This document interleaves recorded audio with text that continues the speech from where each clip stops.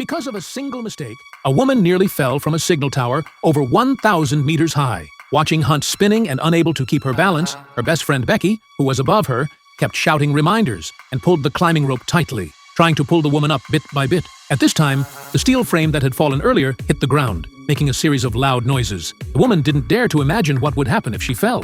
At this moment, Becky was also pulling the rope with all her might above. She was the one who invited Hunt to explore this signal tower over 1,000 meters high. If anything happened, she would probably feel guilty for the rest of her life. However, the next moment, Becky slipped accidentally, and the climbing rope slid down quickly. When it stabilized again, Hunt hit the steel pipe once more, and her injured body was severely damaged again. Even so, Becky still didn't give up. Fortunately, Hunt finally caught the broken ladder, and the terrifying high-altitude crisis was resolved. After finally climbing up, due to the adrenaline in their bodies, the two women were not afraid, but laughed at each other because of the thrilling experience before. But just a few minutes after they felt happy, they found that their backpack had fallen below. The distance from their position to the backpack seemed close, but in fact, it was out of reach. Even worse, the ladder leading to the ground was gone. Even the most skilled climber couldn't climb down from a tower over 1,000 meters high. At this time, the two women were panicked. They originally wanted to take out their phones to ask for help, but unfortunately, there was no signal. Just then, Becky came up with a good idea. She first edited a distress message on her phone, then took off her shoe and put the phone in it. After thinking for a moment, she resolutely pulled out the protective cover on her chest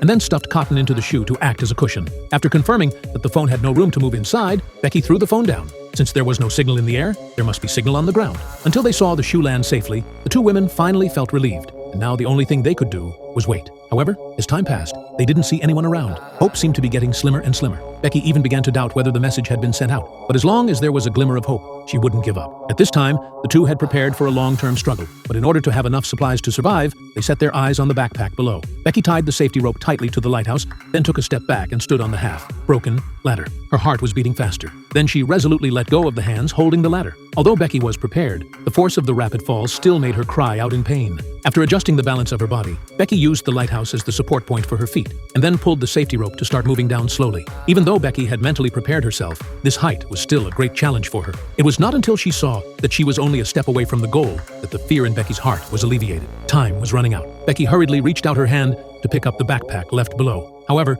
no matter how hard she tried, she was still just a little bit short of reaching it. Helplessly, she could only give up for the time being. If she returned to the top of the tower now, all their efforts would be in vain. So Becky decided to take a gamble and then untied the safety rope around her waist. The moment it was untied, Hunt fell rapidly. Due to copyright issues, this is where the video ends. Friends who are interested can search for Fall to watch the subsequent parts.